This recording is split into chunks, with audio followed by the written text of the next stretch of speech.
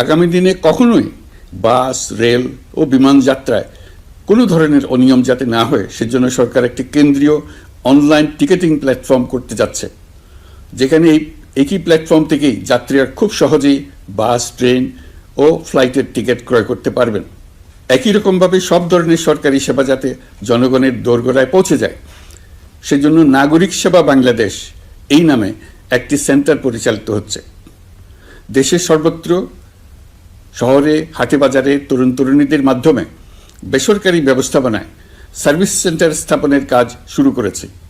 এটি ঢাকা শহরে কয়েকটি সেবা কেন্দ্রের মাধ্যমে শুরু হয়েছে। প্রশিক্ষণপ্রাপ্ত স্থানীয় তরুণ উদ্যোক্তারা নাগরিক সেবা কেন্দ্র থেকে সাধারণ নাগরিকদের এনআইডি, পাসপোর্ট, লাইসেন্স, পুলিশের কাছে জিডি করা, কর ফাইলিং করা সহ বিভিন্ন সরকারি ডিজিটাল সেবা দেবেন। এর ফলে দালাল চক্রের খপ্পর থেকে মুক্তি পাওয়া যাবে, নানা রকম হয়রানি ও ভোগান্তি কমবে বলে আমরা আশাবাদী। এই প্রজেক্ট শূন্য বাজেটে আমরা শুরু করেছি।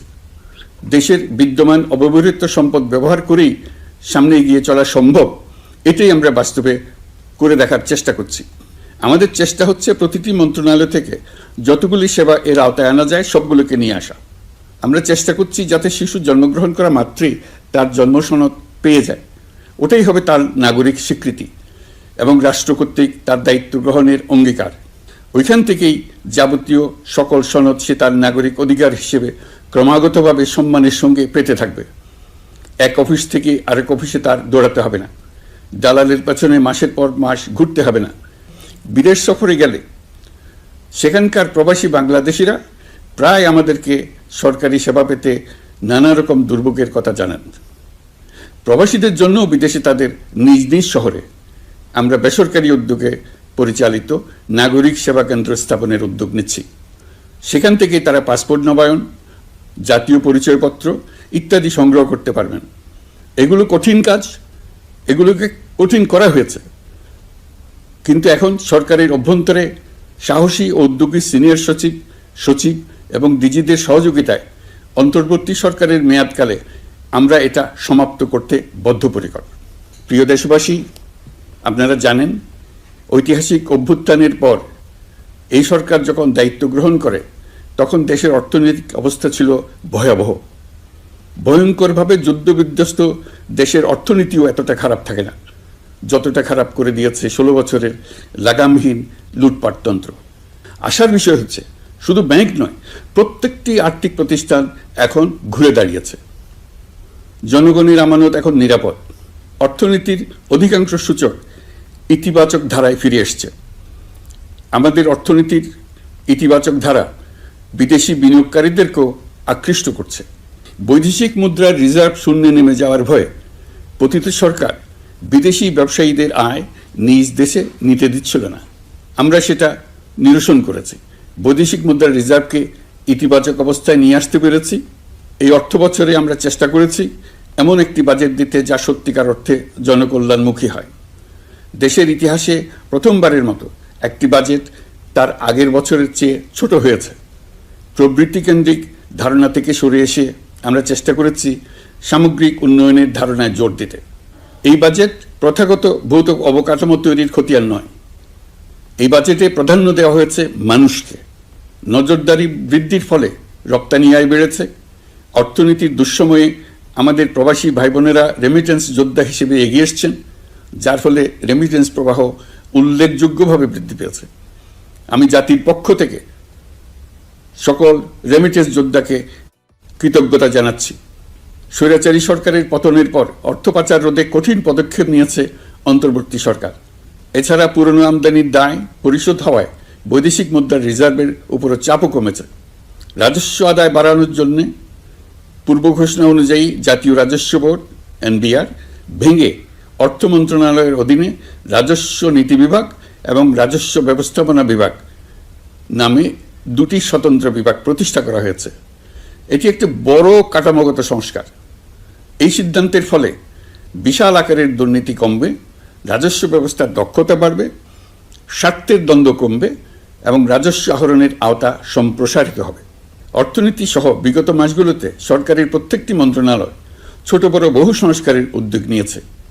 মোট 54টি মন্ত্রণালয়ে 1000-এর উপরে সংস্কার ও উন্নয়ন সংক্রান্ত পদক্ষেপ নেওয়া হয়েছে। এর পাশাপাশি আমরা যে সংস্কার কমিশন করেছিলাম তাদের সুপারিশের মধ্য থেকে আশু করণীয় সুপারিশগুলো দ্রুত বাস্তবায়নের জন্য মন্ত্রণালয়গুলো কাজ করে যাচ্ছে। 54টি মন্ত্রণালয়ে 129টি সুপারিশ বাস্তবায়ন করা হয়েছে। এই সকল সংস্কার কাজের মধ্যে কয়েকটি চুম্বক অংশ আজ আপনাদের সামনে তুলে ধরতে চাই। আইন ও বিচার বিভাগ মোট 33টি গুরুত্বপূর্ণ সুপারিশ ইতিমধ্যে বাস্তবায়ন করেছে। এর মধ্যে উল্লেখযোগ্য হল ইন্টারন্যাশনাল ক্রাইমস ট্রাইব্যুনাল অ্যাক্ট 1973 সংশোধন ও পুনর্গঠন করে আইনটি আন্তর্জাতিক মানের সাথে সামঞ্জস্যপূর্ণ করা।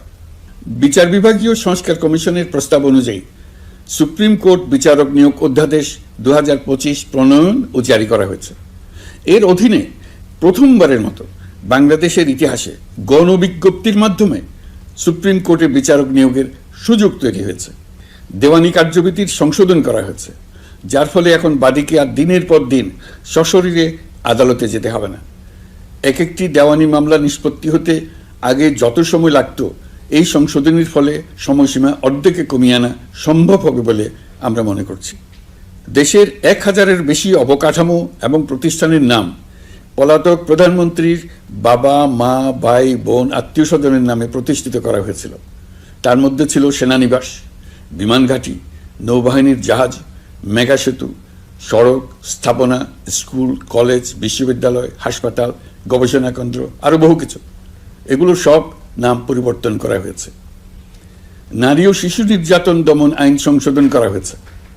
প্রবাসী ভাই বোনদের অনেক দিনের দাবির পরিপ্রেক্ষিতে পাওয়ার অফ অ্যাটর্নি বিধিমালা সংশোধন করা হয়েছে।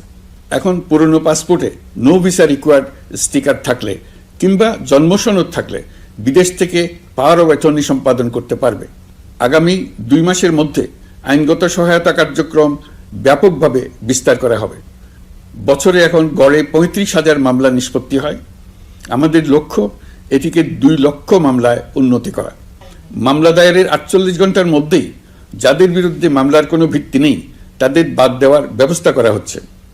আমরা সর্বোচ্চ চেষ্টা করেছি দেশের মানুষকে লুটপাট তন্ত্র থেকে বের করে আনতে। আপনারা জানেন, বিগত 16 বছরে উন্নয়নের নামে মেগা প্রকল্প নিয়ে কি পরিমাণ লুটপাট হয়েছে। মেগা প্রকল্পগুলো যেন হয়ে উঠেছিল মেগা ডাকাতির প্রকল্প। আমরা দায়িত্ব গ্রহণের পরপরই বিভিন্ন উন্নয়ন প্রকল্প পুনরায় মূল্যায়ন করে দেখেছি যে প্রায় সব প্রকল্পেই ভৌতিক ব্যয় ধরা হয়েছে। শুধুমাত্র সড়ক পরিবহন ও মহাসড়ক বিভাগ, সেতু বিভাগ, রেল মন্ত্রণালয়, বিদ্যুৎ বিভাগ, জ্বালানি ও খনিজ সম্পদ বিভাগ, এই 5টি বিভাগে ব্যয় সংকোচ করা হয়েছে 46,308 কোটি টাকা।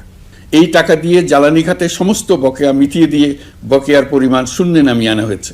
বৈদেশিক ঋণ পরিশোধ করে সব ধরনের ঋণের ফাঁদ থেকে বেরিয়ে আসা আমাদের অগ্রাধিকার। দেশে বিনিয়োগ বাড়ানো ও নতুন কর্মসংস্থান তৈরিতে আমাদের গুরুত্ব দিতেই হবে। তা না হলে এদেশকে আমরা যে স্থানে নিয়ে যেতে চাই সেখানে নিয়ে যাওয়া সম্ভব হবে না।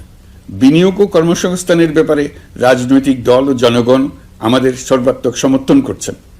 সকলের মধ্যে ব্যাপক আগ্রহ, কৌতূহল আমাদের অনুপ্রেরণা যোগাচ্ছে।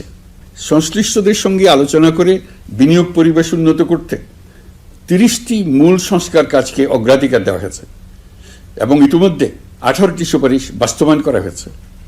বিনিয়োগ বান্ধব পরিবেশ গড়ে তুলতে এবং দেশি বিদেশি শিল্প প্রতিষ্ঠানের মধ্যে সংযোগ সৃষ্টি করতে আমরা সর্বোচ্চ চেষ্টা করে যাচ্ছি। গত অক্টোবর হতে মার্চ পর্যন্ত নেট বিদেশি বিনিয়োগ এসছে মোট 756 মিলিয়ন মার্কিন ডলার, অর্থাৎ প্রায় 9,247 কোটি টাকা। বাংলাদেশ ইনভেস্টমেন্ট সামিট 2025-এ নির্দিষ্ট খাতভিত্তিক সেশনের মাধ্যমে ব্যবসায়ী চেম্বার, ব্যাংক ও বেসরকারি খাতের অন্যান্য অংশীদারদের মধ্যে আলোচনা হয়েছে। ইনভেস্টমেন্ট সামিটে বিদেশি বিনিয়োগকারীরা ও রাজনৈতিক দলগুলোর মধ্যেও আলোচনার জন্য আলাদা ব্যবস্থা রাখা হয়েছিল, যাতে করে পরবর্তীতে যে দলই ক্ষমতায় আসুক না কেন তারা যেন বিনিয়োগ বান্ধব বাংলাদেশ গড়তে নিজেদের প্রতিশ্রুতির কথা জানাতে পারেন। সম্প্রতি চীনের বাণিজ্য মন্ত্রী চীনের 100টি কোম্পানির প্রায় 150 বিনিয়োগকারী ও ব্যবসায়ী নিয়ে বাংলাদেশে এসছেন। আমরা আশা করছি খুব দ্রুতই বড় আকারের বিদেশি বিনিয়োগ দেখতে পাব। সম্প্রতি আমি চীন, কাতার, জাপান সহ কয়েকটি দেশ সফর করেছি। এসব সফরেও বিভিন্ন বৈঠকে বাংলাদেশের অর্থনৈতিক সম্ভাবনা অগ্রগতির কথা তুলে ধরেছে। দ্বিপাক্ষিক বাণিজ্য বিনিয়োগের বিষয়ে ফলপ্রসূ আলোচনা হয়েছে। আরও বেশি সংখ্যক বাংলাদেশি যাতে বিদেশে কর্মসংস্থানের সুযোগ পায় সে চেষ্টা করেছে। বাংলাদেশে কাতারি বিনিয়োগকারীদের জন্য একটি বিশেষ অর্থনৈতিক অঞ্চল গড়ে তোলার বিষয়ে আমাদের মধ্যে আলোচনা হয়েছে। বাংলাদেশের লাখো লাখো ছেলেমেয়েরা মাদ্রাসায় পড়াশোনা করে, তাদের জন্য প্রযুক্তি শিক্ষা ও বিদেশি ভাষা শিক্ষা চালু করতে আমরা কাতার চ্যারিটির সাহায্য চেয়েছি। গত মাসে আমি জাপান সফরে গিয়েছিলাম। এই সফরে জাপানের প্রধানমন্ত্রী বাংলাদেশকে বাজেট সহায়তা ও রেলপথ উন্নয়নের জন্য $1 বিলিয়ন ঋণ ঘোষণা করেছেন। দ্বিপাক্ষিক 3টি চুক্তিপত্র বিনিময় হয়েছে। এই সফরে দুই দেশের মধ্যে অর্থনৈতিক বিনিয়োগ ও অন্যান্য সহযোগিতার ক্ষেত্রে 6টি সমঝোতা স্মারক অর্থাৎ MOU স্বাক্ষর হয়েছে। বাংলাদেশের কর্মশক্তির দক্ষতা বৃদ্ধি এবং জাপানে তাদের কর্মসংস্থান সহজতর করার লক্ষ্যে জাপানের সঙ্গে আমরা 2টি সমঝোতা স্মারকে স্বাক্ষর করেছি। জাপানের শ্রমিক সংকট রয়েছে। আমরা আগামী 5 বছরে জাপানে 1 লক্ষ কর্মী পাঠানোর চুক্তি সই করেছি। এর চাইতে আরও বেশি শ্রমিক ক্রমাগতভাবে পাঠানোর আয়োজন করে এসছে। প্রিয় দেশবাসী, 1971 সালে বাংলাদেশ স্বাধীন হওয়ার পর অর্থনৈতিকভাবে আমাদের যে উন্নতির শিখরে থাকার কথা ছিল, বিশ্বের কাছে মাথা উঁচু করে দাঁড়াবার কথা ছিল, সেই উচ্চতায় আমরা পৌঁছতে পারিনি। আমরা চাই বাংলাদেশ দক্ষিণ এশিয়ার অর্থনৈতিক প্রাণকেন্দ্র হিসেবে প্রতিষ্ঠিত হোক। এই কারণে বিনিয়োগ পরিষেবার উন্নয়নের পাশাপাশি বন্দরের সক্ষমতা বাড়াতে উদ্যোগ নিয়েছি। এটা করা সম্ভব না হলে দেশের কোটি কোটি মানুষের বেকারত্ব ঘুচবে না, অর্থনৈতিক সংকট রয়েই যাবে। চট্টগ্রাম বন্দর নিয়ে অনেকের মধ্যে কৌতূহল তৈরি হয়েছে। মাঝে মাঝে এমন কথাও শুনেছি যে এই বন্দর বিদেশিদেরকে নাকি দিয়ে দেওয়া হচ্ছে। আমি আগেও জানিয়েছি, চট্টগ্রাম বন্দর হলো বাংলাদেশের অর্থনীতির হৃৎপিণ্ড। বর্তমানে এই হৃৎপিণ্ড অতি দুর্বল। এখন যে অবস্থায় আছে সেই অবস্থায় তাকে রেখে দিলে আমাদের অর্থনীতিকে সামনে এগিয়ে নিয়ে যাওয়া সম্ভব হবে না। এই হৃৎপিণ্ডকে বড় করতে হবে, মজবুত করতে হবে, সুঠাম করতে হবে। তা করতে হলে বহু উদ্যোগ গ্রহণ করতে হবে, অভিজ্ঞদের সাহায্য লাগবে। আমরা যাদের সঙ্গে যোগাযোগ করেছি তারা বন্দর ব্যবস্থাপনায় বিশ্বের সেরা, সবচেয়ে অভিজ্ঞ। তারা ইউরোপ, কানাডা, অস্ট্রেলিয়া, চীন, দক্ষিণ কোরিয়া, ভারত, পাকিস্তান, তুরস্ক, মধ্যপ্রাচ্য ও আফ্রিকা সহ বিশ্বজুড়ে বন্দর পরিচালনা করে। তাদের কাজ বন্দর ব্যবস্থাপনা। আমাদের লক্ষ্য হলো বন্দর ব্যবস্থাপনার কাজ যত তাড়াতাড়ি সম্ভব তাদের কাছ থেকে শিখে নেওয়া। আমি গ্যারান্টি দিয়ে বলতে পারি, যদি 31 সালের মধ্যে আমরা বন্দরের কাজ শিখে ফেলি, এর পরবর্তী 5 বছরে অর্থাৎ 36 সালের মধ্যে পৃথিবীর যত দেশে যত বন্দর এই কোম্পানিগুলো চালায় তাদের বহু বন্দর এই বাংলাদেশিরাই পরিচালনা করবে। আপনারা যে বন্দরেই পা দেবেন দেখবেন সেখানে বাংলাদেশিরা আছেন। বহু লোকের কর্মসংস্থান হবে, বহু লোকের উপরে ওঠার সুযোগ হবে। তাদের নিজেদের প্রয়োজনেই তারা আমাদের চাকরি দেবে। আগে যে কোনো জাহাজে চড়লে দেখতাম জাহাজের নাবিক চট্টগ্রামের কিংবা সিলেটের। বন্দরের কাজ একবার শিখে নিতে পারলে ভবিষ্যতে আমরা যে বন্দরে যাব না কেন দেখব সেখানে চট্টগ্রাম, নোয়াখালী, সিলেট আর বরিশালের লোক, বাংলাদেশের লোক। আমাদের বন্দর যদি আধুনিক হয় তা শুধু বাংলাদেশের অর্থনীতিতেই ভূমিকা রাখবে না, বরং আমরা নেপাল, ভুটান সহ পার্শ্ববর্তী সকল দেশের অর্থনীতিতে ইতিবাচক ভূমিকা রাখতে সক্ষম হব। এই বন্দরই হবে অঞ্চলের অর্থনীতির সমৃদ্ধির চাবিকাঠি। কুমিরা থেকে টেকনাফ পর্যন্ত নানা বন্দরের কর্মচাঞ্চল্যে সমগ্র উপকূল অঞ্চল দক্ষিণ এশিয়ার একটি গুরুত্বপূর্ণ অর্থনৈতিক প্রাণকেন্দ্র হিসেবে প্রতিষ্ঠিত হবে। এই পুরো অঞ্চলে অনেকগুলো শিল্পাঞ্চল গড়ে উঠবে শুধু সমুদ্রের সান্নিধ্য এবং তার ব্যবহারের দক্ষতার কারণে। তার সঙ্গে গড়ে উঠবে আরেকটি নতুন শিল্প, আধুনিক পদ্ধতিতে সমুদ্রে মাছ পালন, আহরণ ও প্রক্রিয়াজাতকরণের শিল্প। এটি আরেকটি নতুন জগৎ সৃষ্টি করবে। এই ব্যাপারে আমরা আমাদের বন্ধু দেশগুলোর সঙ্গে আলোচনা শুরু করেছি এবং তারা উৎসাহ সহকারে সাড়া দিয়েছেন। বন্দর ব্যবস্থাপনার জন্য আমরা যাদেরকে আনছি তারা পৃথিবীর যেসব দেশে কাজ করে সেসব কোনো দেশেরই সার্বভৌমত্ব, জাতীয় নিরাপত্তা হুমকির মুখে পড়েনি। আমি দেশবাসীর প্রতি আহ্বান জানাই, আপনারা নিজেদেরকে ভিত্তিহীন বিরোধিতা এবং অপপ্রচারের শিকার হতে দেবেন না। অন্তর্বর্তীকালীন সরকারের বন্দর ব্যবস্থাপনার উদ্যোগে আপনাদের দৃঢ় সমর্থন অব্যাহত রাখুন। যারা বিরোধিতা করছে তাদের প্রতিহত করুন। আপনারা জানেন আমাদের দেশে এখন 12 লক্ষ রোহিঙ্গা বসবাস করছে। প্রায় 1 লাখ রোহিঙ্গা এসছে 2023 সাল থেকে 2024 সালের সেপ্টেম্বর সময়কালে, যখন রাখাইন রাজ্যে ব্যাপক যুদ্ধাবস্থা বিরাজ করছিল। সেখানে চলমান সংঘাত ও মানবিক পরিস্থিতির কারণে এখনও অনেকে আসতে চেষ্টা করছেন। রোহিঙ্গাদের বাংলাদেশে আসা বন্ধ করতে এবং যারা ইতিমধ্যে বাংলাদেশে অবস্থান করছেন তাদের প্রত্যাবাসনের জন্য আমরা উদ্যোগ নিয়েছি। আমরা যখন দায়িত্ব গ্রহণ করেছিলাম তখন রোহিঙ্গা ইস্যুটিকে প্রায় মৃত অবস্থায় পেয়েছিলাম। আন্তর্জাতিক এজেন্ডা থেকে ইস্যুটি ঝরে পড়েছিল। সেই অবস্থা থেকে আমরা ইস্যুটিকে বিশ্ববাসীর দৃষ্টির সম্মুখভাবে নিয়ে আসতে পেরেছি। আমি গত বছর সেপ্টেম্বর মাসে জাতিসংঘ সাধারণ পরিষদে রোহিঙ্গা বিষয়ক একটি আন্তর্জাতিক সম্মেলন অনুষ্ঠানের আহ্বান জানিয়েছিলাম। আপনারা জেনে খুশি হবেন, জাতিসংঘের সকল সদস্য রাষ্ট্র এই বিষয়ে একমত হয়েছেন এবং তারা একটি উচ্চ পর্যায়ের আন্তর্জাতিক সম্মেলন আয়োজনের সিদ্ধান্ত নিয়েছে। এই বছর সেপ্টেম্বর মাসে যুক্তরাষ্ট্রের নিউ ইয়র্কে এই সম্মেলনটি অনুষ্ঠিত হবে। একই সাথে রোহিঙ্গাদের প্রত্যাবাসনের জন্য আমরা আন্তর্জাতিক জনমত গঠন করতে পেরেছি।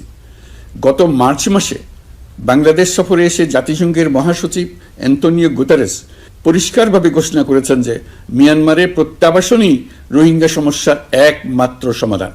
প্রত্যাবাসনের বিষয়ে আরেকটি বড় অগ্রগতি হচ্ছে মিয়ানমার সরকার কর্তৃক প্রত্যাবাসনযোগ্য রোহিঙ্গাদের সর্বপ্রথম তালিকা ঘোষণা। গত এপ্রিল মাসে ব্যাংককে বিমস্টেক সম্মেলনের সাইডলাইনে আলোচনার সময় মিয়ানমার সরকার প্রথমবারের মতো 1,80,000 রোহিঙ্গা প্রত্যাবাসন যোগ্য বলে ঘোষণা করেছে। রোহিঙ্গাদের প্রত্যাবাসনে ও আমাদের সীমান্তের নিরাপত্তা নিশ্চিত করতে মিয়ানমারের সরকার সহ সেখানকার বিদ্রোহী গোষ্ঠীর সাথে আনুষ্ঠানিক ও অনানুষ্ঠানিক যোগাযোগ রাখা হচ্ছে। আমরা যত দেশেই সফর করেছি সব দেশেই রোহিঙ্গা সংকট মোকাবেলায় রাষ্ট্রীয় নেতা ও সরকারের প্রতিনিধিদের সঙ্গে আলোচনা করেছি, তাদের সহযোগিতা চেয়েছে। তারা ইতিবাচকভাবে আমাদের আহ্বানে সাড়া দিয়েছেন। জাতিসংঘের মহাসচিব গত মার্চ মাসে ঢাকা সফরকালে রাখাইন রাজ্যে মানবিক বিপর্যয়ের মোকাবেলার জন্য একটি ত্রাণ চ্যানেলের প্রস্তাব করেছিলেন। তিনি বলেছিলেন এই প্রস্তাবটি রোহিঙ্গাদের প্রত্যাবাসনে সহায়ক হবে। বিষয়টি প্রস্তাব পর্যায়ে রয়ে গেছে। আমরা লক্ষ্য করেছি রাখাইনের জন্য বাংলাদেশ করিডোর দিয়ে দিয়েছে বলে একটা অপপ্রচার চালানো হচ্ছে। আমি সুস্পষ্টভাবে বলছি, এটা সর্বৈব মিথ্যা। এটা চিলে কান নিয়ে যাওয়ার গল্প। যারা অসত্য কল্পকাহিনী বানিয়ে বাংলাদেশের মানুষকে ক্রমাগত বিভ্রান্ত করে অশান্তি সৃষ্টিতে নিয়োজিত, এটা তাদেরই শিল্পকর্ম। আপনারা এ বিষয়ে হুঁশিয়ার থাকবেন, কোনোভাবেই বিভ্রান্ত হবেন না। এসব অপপ্রচার সত্ত্বেও আমরা লক্ষ্যচ্যুত হব না। এই জটিল সমস্যাটি সমাধানে আমাদের কাজ চালিয়ে যাব। প্রিয় দেশবাসী, আগামী মাসে জুলাই গণ অভ্যুত্থানের বছর পূর্ণ হবে। যাদের আত্মত্যাগের কারণে এই অভ্যুত্থান সম্ভব হলো, আমরা তাদেরকে এবং তাদের পরিবারকে প্রতি মুহূর্তে আমাদের দৃষ্টিতে রেখেছি। তাদের জন্য নানা কর্মসূচি আমরা বাস্তবায়ন করে চলেছি। এখন পর্যন্ত 834টি শহীদ পরিবারের মধ্যে 630টি শহীদ পরিবারকে 10 লক্ষ টাকা করে 63 কোটি টাকার সঞ্চয়পত্রের জন্য ব্যাংক চেক দেওয়া হয়েছে। অবশিষ্ট যারা আছেন তাদের ওয়ারিশ নির্ধারণ সংক্রান্ত বিষয়গুলি নিষ্পত্তি সাপেক্ষে সঞ্চয়পত্র দেওয়া হবে। এর পাশাপাশি গণ অভ্যুত্থানে আহত প্রায় 12,500 জনকে 106 কোটি টাকা দেওয়া হয়েছে। গণ অভ্যুত্থানে আহতদের মধ্যে সরকারি বেসরকারি বিভিন্ন হাসপাতালে এই পর্যন্ত 15,393 জন চিকিৎসা গ্রহণ করেছেন। স্বাস্থ্যসেবা বিভাগের মাধ্যমে 40 জন আর মুক্তিযুদ্ধ বিষয়ক মন্ত্রণালয়ের মাধ্যমে 11 জনকে উন্নত চিকিৎসার জন্য সিঙ্গাপুর, থাইল্যান্ড ও রাশিয়া পাঠানো হয়েছে। তাদের চিকিৎসা বাবদ এই পর্যন্ত সরকার 61 কোটি টাকা ব্যয় করেছে এবং এই ব্যয় অব্যাহত আছে। আরও 28 জন জুলাই যোদ্ধাকে উন্নত চিকিৎসার জন্য সিঙ্গাপুর, থাইল্যান্ড ও তুরস্কে পাঠানোর প্রক্রিয়া চলছে। এখন পর্যন্ত বিভিন্ন হাসপাতালে চিকিৎসাধীনদের যুক্তরাজ্য, যুক্তরাষ্ট্র, ফ্রান্স, সিঙ্গাপুর, থাইল্যান্ড, চীন, মালয়েশিয়া ও নেপাল থেকে 26 জন বিশেষজ্ঞ চিকিৎসক এসে বিনামূল্যে চিকিৎসা দিয়েছেন। এই চিকিৎসকবৃন্দ শুধু যাতায়াত খরচ গ্রহণ করেছেন, এর বেশি কিছু তারা গ্রহণ করতে চান নাই। আমরা তাদের প্রতি কৃতজ্ঞ। এই পর্যন্ত শহীদ পরিবারগুলোকে সঞ্চয়পত্র প্রদান, আহত ব্যক্তিদের চিকিৎসা ও চেক প্রদান বাবদ সরকার মোট 285 কোটি টাকা ব্যয় করেছে। প্রিয় দেশবাসী, আমি শুরু থেকেই বলেছি, পতিত স্বৈরাচার বাংলাদেশকে যেভাবে ধ্বংসস্তূপ বানিয়েছে সেখান থেকে নতুন করে যাত্রা শুরু করতে হলে ন্যূনতম 3টি আবশ্যিক কাজ সম্পন্ন করতে হবে। প্রথমত, বিচার ও জবাবদিহিতা প্রতিষ্ঠার উদ্যোগ দৃশ্যমান করে তোলা। দ্বিতীয়ত, রাষ্ট্রের গণতান্ত্রিক পুনর্গঠন ও প্রাতিষ্ঠানিক কাঠামোর সংস্কার সাধনে প্রয়োজনীয় ঐক্যমত ও পথনকশা তৈরি করা। তৃতীয়ত, একটি অবাধ, সুষ্ঠু ও শান্তিপূর্ণ নির্বাচন আয়োজন করে ক্ষমতা হস্তান্তরের গণতান্ত্রিক প্রক্রিয়া সম্পন্ন করা। এই লক্ষ্যে ধ্বংসপ্রাপ্ত নির্বাচন ব্যবস্থাকে স্থায়ীভাবে সংস্কার করা। এই 3টি ম্যান্ডেট হচ্ছে দেশবাসীর সাথে আমাদের চুক্তি। 24-এর শহীদের রক্তে ভেজা এই চুক্তি আপনাদের সার্বিক সমর্থন, আস্থা ও সহযোগিতা নিয়ে এবং পতিত শক্তি ও তার দোসরদের সৃষ্ট সকল বাধা বিপত্তিকে পরাভূত করে আমরা সম্মিলিতভাবে বাস্তবায়ন করতে সক্ষম হব বলে আমার দৃঢ় বিশ্বাস। গত বছর জুলাই-আগস্ট মাসে সংঘটিত হত্যাযজ্ঞ সহ বিগত 16 বছরের গুম খুন নির্যাতনের সত্য উদ্ঘাটন এবং আর্থিক খাতের সীমাহীন দুর্নীতি, অনিয়ম ও অপরাধের বিচার প্রক্রিয়া আমরা শুরু করেছি। মানবতা বিরোধী অপরাধের বিচারের জন্য আন্তর্জাতিক অপরাধ ট্রাইব্যুনাল গঠনের পর প্রসিকিউশন টিম গঠন ও তদন্ত কর্মকর্তা নিয়োগের পাশাপাশি বিচারিক কার্যক্রম পরিচালনা প্রক্রিয়াধীন ছিল। যত দ্রুত সম্ভব বিচার কাজ শুরুর ব্যাপারে আমরা আশাবাদী ছিলাম। আপনারা জানেন, জুলাইয়ে সংঘটিত হত্যাযজ্ঞের বিচার ইতিমধ্যে শুরু হয়ে গেছে। বিচার কাজ যেন দ্রুত গতিতে সম্পন্ন হয় সেজন্য সরকারের পক্ষ থেকে যত রকম সহযোগিতা প্রয়োজন আমরা তা দিচ্ছি। বিচারের জন্য আন্তর্জাতিক অপরাধ ট্রাইব্যুনালের এজলাস কক্ষ ডিজিটাল প্রযুক্তিতে সমৃদ্ধ করা হয়েছে। ইতিহাসে প্রথমবারের মতো কোনো বিচার পর্ব আদালতের অনুমতিক্রমে সরাসরি কিংবা রেকর্ডকৃত পদ্ধতিতে গণমাধ্যমে প্রচারিত হচ্ছে। আমরা বিশ্বাস করি এতে করে বিচার বিভাগের প্রতি মানুষের আস্থা বাড়বে, বিচার নিয়ে অপপ্রচার বন্ধ হবে। প্রসিকিউশন বলছে, বিগত সরকার পতনের পর তাদের আজ্ঞাবহ ব্যক্তিরা বিভিন্ন গুরুত্বপূর্ণ সাক্ষ্য প্রমাণ বিনষ্ট করার চেষ্টা করেছে। থানা, হাসপাতাল সহ গুরুত্বপূর্ণ স্থানের দলিলপত্র পুড়িয়ে বা লুকিয়ে নষ্ট করার চেষ্টা করা হয়েছে।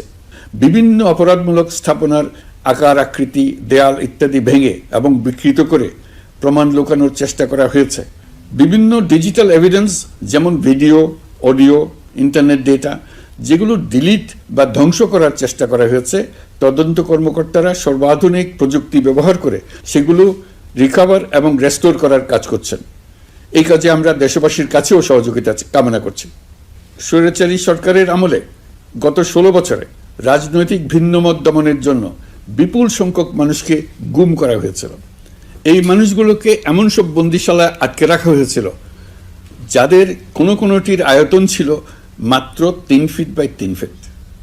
গুমের ঘটনা তদন্ত ও এই ভয়াবহ অপরাধের সঙ্গে যারা জড়িত তাদের বিচারের জন্য একটি স্বাধীন গুম সংক্রান্ত কমিশন নিরলসভাবে কাজ করে যাচ্ছে। তারা গুমের এমন রোমহর্ষক ঘটনা আবিষ্কার করেছে যা নিষ্ঠুরতার চূড়ান্ত সীমা ছাড়িয়ে গেছে। মানুষকে পেট কেটে সিমেন্টের বস্তা ঢুকিয়ে নদীতে ডুবিয়ে দেওয়া হতো, ইনজেকশন দিয়ে অজ্ঞান করে জ্বলন্ত ইটভাটায় নিক্ষেপ করা হতো, ট্রেন ও গাড়ির নিচে ছুঁড়ে ফেলা হতো। কমিশন এখন পর্যন্ত 2টি অন্তর্বর্তীকালীন প্রতিবেদন জমা দিয়েছে। তারা এখনও প্রতিনিয়ত নতুন অভিযোগ পাচ্ছে। ইতিমধ্যে গুমের তদন্ত কার্যক্রমের জন্য ঢাকা শহরে 3টি, চাঁপাইনবাবগঞ্জ ও বগুড়া জেলায় 3টি গুমের কেন্দ্র পরিদর্শন ও সাক্ষ্য গ্রহণ করা হয়েছে। তদন্ত কাজে মানুষের সম্পৃক্ততা বাড়াতে বিশ্ববিদ্যালয়, মাদ্রাসা পর্যায়ে গণশুনানি গ্রহণ করা হয়েছে। মোট 8 শতাধিক শিক্ষার্থী, শিক্ষক, সাধারণ মানুষ গণশুনানিতে অংশ নিয়েছেন। গুম সংক্রান্ত বেশ কিছু অভিযোগ ইতিমধ্যে আন্তর্জাতিক অপরাধ ট্রাইব্যুনালের তদন্ত সংস্থার কাছে জমা হয়েছে। এছাড়াও এই সংক্রান্ত একটা আইন প্রণয়নের কাজ প্রায় শেষ পর্যায়ে আছে। অল্প কিছুদিনের মধ্যেই এটি চূড়ান্ত হবে বলে আশা করছি। গত 16 বছর ধরে এদেশের প্রতিটি স্তরে অপরাধ, অনিয়ম, দুর্নীতির ভাইরাস ছড়িয়ে পড়েছিল। এই রোগাক্রান্ত রাষ্ট্র ব্যবস্থাকে রোগমুক্ত করে জনগণের কল্যাণমুখী করতে হলে আমাদের রাজনৈতিক দলগুলোর সক্রিয় অংশগ্রহণ জরুরি।